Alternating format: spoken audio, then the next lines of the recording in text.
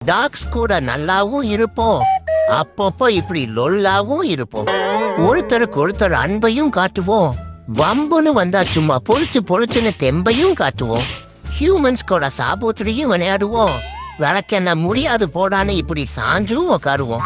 இப்படி கைய வச்சு கியூட்டாவும் பண்ணுவோம், கொய்யால கைய எறான்னு கடுப்பாயும் கத்துவோம்.